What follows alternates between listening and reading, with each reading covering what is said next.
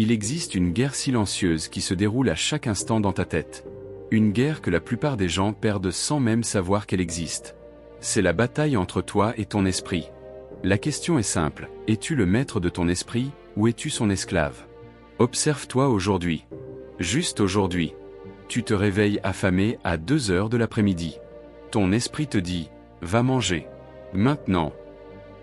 Et tu y vas. Immédiatement. Sans réfléchir. Sans questionner. Ton esprit ordonne.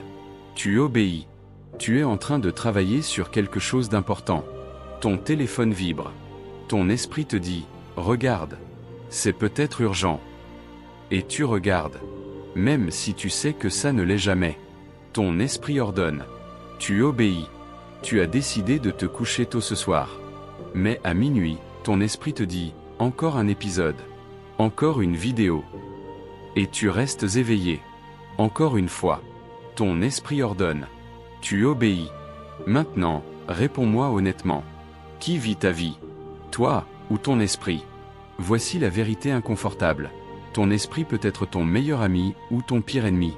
Et pour la majorité des gens, il est devenu leur dictateur. Laisse-moi te raconter quelque chose sur la vraie liberté. La plupart des gens pensent que la liberté, c'est pouvoir faire ce qu'ils veulent, quand ils veulent. Manger à toute heure. Regarder des écrans jusqu'à l'aube. Dire oui à chaque impulsion. Suivre chaque désir. Ils appellent ça la liberté. Mais regarde ces mêmes personnes de plus près. Ils ne peuvent pas s'asseoir tranquillement pendant 5 minutes sans chercher leur téléphone. Ils ne peuvent pas résister à une envie de manger, même quand ils viennent de terminer un repas. Ils ne peuvent pas tenir une promesse qu'ils se sont faite à eux-mêmes hier. Est-ce que ça ressemble à de la liberté pour toi? Non. C'est de l'esclavage déguisé en liberté. Voici la vraie liberté. C'est quand ton esprit te dit « j'ai faim maintenant » et que tu peux calmement répondre « non, nous mangeons à 6 heures ». Tu peux attendre. C'est quand l'impulsion surgit, mais que tu n'es pas obligé de la suivre. C'est quand tu as le pouvoir de dire non à toi-même. Ça, c'est la liberté. La capacité de ne pas être l'esclave de chaque pensée qui traverse ton esprit. Maintenant, parlons de structure. Parlons de discipline. Ces mots font peur aux gens modernes. Ils pensent que la structure les emprisonne. Mais c'est exactement l'inverse. Imagine une vie avec un rythme. Tu te réveilles à la même heure. Tu manges à heure fixe. Tu t'entraînes à un moment précis. Tu te couches quand ton corps a besoin de repos. Au début, ton esprit se rebelle. Il proteste. Il trouve 1000 raisons pour lesquelles c'est stupide. Pourquoi je ne peux pas manger maintenant? J'ai faim. Pourquoi je dois me lever maintenant? Je suis fatigué. Mais si tu tiens bon, quelque chose de magique se produit. Après quelques semaines, ton esprit arrête de se battre. Il accepte. Il s'aligne. Et soudain, tu n'as plus faim entre les repas. Tu n'es plus tiraillé par 1000 désirs contradictoires. Tu n'es plus en guerre avec toi-même. Tu es aligné. Tu es libre. Vraiment libre. Parce que maintenant, c'est TOI qui décide. Pas ton esprit. Parlons de quelque chose que personne ne veut entendre. La plupart de ta souffrance n'est pas réelle. Elle n'existe que dans ta tête. Tu travailles sur un projet important. Tu es concentré. Ton esprit te dit, et si ça échoue? Et si tout le monde se moque de moi? Immédiatement, tu commences à souffrir. Ton cœur s'accélère. Ton estomac se noue. Mais regarde la réalité. Tu es assis dans une pièce. Tu es en sécurité. Personne ne t'attaque. Rien de mal ne se passe. Alors pourquoi souffres-tu? Parce que ton esprit a créé une histoire. Une histoire sur un futur qui n'existe pas encore. Et tu as cru cette histoire. Ou pire, tu ressasses une conversation d'il y a 6 mois. Quelqu'un t'a dit quelque chose de blessant. C'est terminé depuis longtemps. Mais ton esprit la rejoue. Encore et encore. Et à chaque fois, tu ressens la même douleur. C'est ça, le pouvoir de l'esprit. Il peut te faire souffrir pour des choses qui ne se passent même pas dans la réalité. Alors voici la question qui change tout. Et si tu arrêtais de croire chaque pensée qui traverse ton esprit? Et si tu pouvais observer tes pensées comme des nuages qui passent dans le ciel? Elles viennent. Tu les vois. Elles passent. Elles partent. Tu n'as pas besoin de les attraper. Tu n'as pas besoin de les nourrir. Tu n'as pas besoin de leur obéir. Maintenant, soyons clairs sur quelque chose d'important. La connaissance ne change rien. Tu peux lire 1000 livres sur la méditation. Tu peux regarder 1000 vidéos sur le développement personnel. Tu peux mémoriser toutes les citations inspirantes du monde. Mais si tu ne changes rien dans ta vie quotidienne, tu es exactement au même endroit. Google a plus de connaissances que n'importe quel humain sur cette planète. Est-ce que Google est éveillé? Est-ce que Google est libre? Non. Parce que la connaissance sans action est inutile. Ce qui compte, c'est ce que tu fais. Comment tu vis tes 24 heures? Comment tu réagis quand quelqu'un prend ta tasse de café? Comment tu te comportes quand quelque chose ne va pas comme prévu? C'est là que la vérité apparaît. Pas dans les livres. Pas dans les théories. Dans l'action. Alors la vraie question est, comment est-ce que tout ce que tu sais se manifeste dans ta vie réelle? Parlons de quelque chose de profond. Chaque personne que tu rencontres dans ta vie est là pour une raison. Rien n'est une coïncidence. Cette personne qui t'a blessé? Elle était là pour te montrer quelque chose sur toi-même. Cette personne qui t'a aidé au moment parfait? Elle était là pour te rappeler que tu n'es pas seul. Cette personne qui t'irrite constamment? Elle est ton plus grand professeur. Regarde ta vie comme une série de leçons déguisées. Chaque difficulté est une opportunité de grandir. Chaque conflit est une chance de comprendre quelque chose de nouveau sur toi.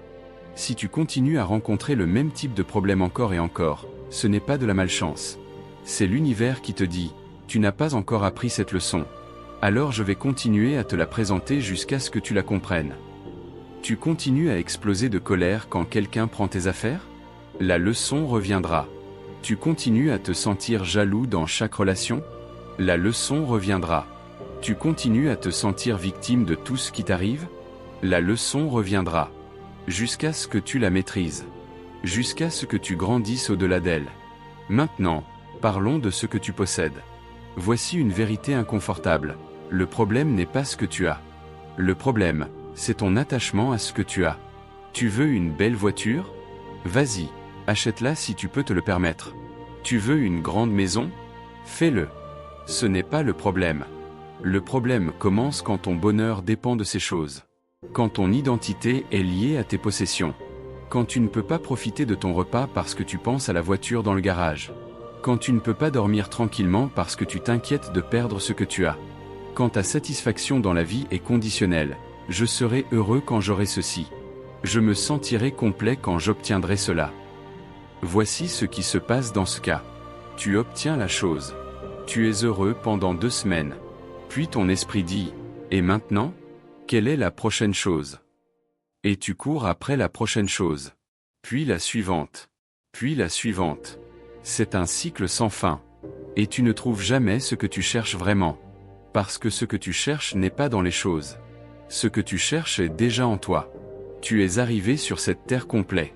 Pas incomplet. Pas défectueux. Complet. Tout le reste que tu ajoutes, ce sont juste des décorations. Profitant si tu les as. Mais ne base jamais ton bonheur sur elles. Parce qu'elles peuvent disparaître demain. Et si ton bonheur disparaît avec elles, alors tu n'as jamais vraiment été heureux. Parlons maintenant de la chose que tout le monde évite. La peur. La peur est ce qui te garde prisonnier de ta zone de confort. Ta zone de confort est appelée ainsi parce que tu connais tout ce qui s'y trouve. Tu as tout expérimenté. Tu sais à quoi t'attendre. C'est confortable. C'est sûr. C'est prévisible. Mais c'est aussi limité. Pense à ça. Tu connais peut-être 0,1% de ce que cette existence a à offrir. Les 99,9% restants? C'est l'inconnu. C'est l'incertain. C'est l'effrayant.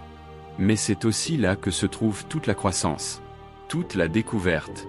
Toute la vraie vie. Si tu veux rester dans ton 0,1% connu pour le reste de ta vie, reste dans ta zone de confort. Mais si tu veux découvrir ce que cette vie a vraiment à offrir, tu dois faire face à ta peur. Tu ne dois pas sauter dans l'obscurité totale demain. Tu n'as pas besoin d'être héroïque. Commence petit. Fais une chose aujourd'hui qui te met mal à l'aise. Juste une chose. Demain, fais une autre chose. Lentement, tu t'entraînes à faire face à l'incertitude. Tu t'entraînes à vivre avec l'inconfort. Et avec le temps, cette capacité grandit. L'inconnu devient moins effrayant. L'incertitude devient excitante. C'est comme ça que tu te libères de la prison de la peur. Laisse-moi te dire quelque chose sur la gratitude. Tout ce que tu es aujourd'hui, c'est grâce à quelqu'un d'autre. Tes parents t'ont donné la vie. Tes professeurs t'ont donné des compétences. Tes amis t'ont donné du soutien. Tes ennemis t'ont donné des leçons. Même les gens qui t'ont blessé, ils t'ont appris quelque chose. Si tu regardes ta vie avec honnêteté, tu verras que tu n'as rien accompli seul. Chaque capacité que tu possèdes, quelqu'un te l'a enseigné. Chaque force que tu as, quelqu'un t'a aidé à la développer. Et au-delà de toutes ces personnes, il y a quelque chose de plus grand. Appelle-le l'univers. Appelle-le la nature. Appelle-le Dieu. Peu importe le nom. Mais quelque chose t'a donné cette existence. Cette chance de vivre. Cette opportunité d'expérimenter. Tu ne l'as pas créée. Tu ne l'as pas gagnée. Elle t'a été donnée. Alors la vraie question est, que fais-tu avec ce cadeau? Est-ce que tu le gaspilles en te plaignant de ce qui te manque? Ou est-ce que tu l'honores en vivant pleinement, en grandissant constamment, en aidant les autres à faire de même? Voici ma dernière pensée pour toi. Ta vie est maintenant. Pas demain. Pas après avoir atteint tel objectif. Maintenant. Si tu manges, mange. Ne pense pas à autre chose. Si tu parles à quelqu'un, parle. Ne sois pas ailleurs dans ta tête. Si tu dors, dors. Ne planifie pas demain pendant que tu devrais te reposer. Le problème avec la plupart des gens, c'est qu'ils font une chose pendant que leur esprit est ailleurs. Ils mangent et pensent au travail. Ils travaillent et pensent au sommeil. Ils dorment et pensent aux problèmes. Rien n'est aligné. Tout est fragmenté. Alors voici le défi. Pendant 24 heures, essaie de faire une chose à la fois. Quand une pensée surgit qui n'a rien à voir avec ce que tu fais, observe-la simplement. Ne la suis pas. Laisse-la passer. Reviens à ce que tu fais. Encore et encore. C'est difficile. C'est peut-être la chose la plus difficile que tu feras jamais. Mais c'est aussi le chemin vers quelque chose que très peu de gens trouvent. La paix. La clarté. La présence. La vraie liberté. La liberté de vivre ta vie, au lieu de la laisser être vécue par ton esprit. Alors la question finale est simple. Vas-tu continuer à être l'esclave de ton esprit? Ou vas-tu devenir son maître? Le choix t'appartient. Il t'a toujours appartenu. Mais tu dois le faire maintenant. Pas demain. Maintenant. Voilà, tu as maintenant deux choix. Le premier, tu fermes cette vidéo, tu hoches la tête en te disant intéressant, et demain tu vis exactement comme hier. Rien ne change. Tu restes l'esclave. Le deuxième, tu prends une action. Une seule. Maintenant. Aujourd'hui. Pas demain. Pas lundi prochain. Maintenant. Quelle est cette action pour toi? Dis-le dans les commentaires. Engage-toi publiquement. Parce que ce que tu écris ici devient réel. Et si cette vidéo t'a réveillé, même un petit peu, clique sur ce bouton d'abonnement. Parce que chaque semaine, je partage des vérités que peu de gens osent dire. N'oublie pas, la connaissance sans action est une illusion. Alors arrête de consommer. Commence à vivre. On se retrouve dans la prochaine vidéo. D'ici là, deviens le maître.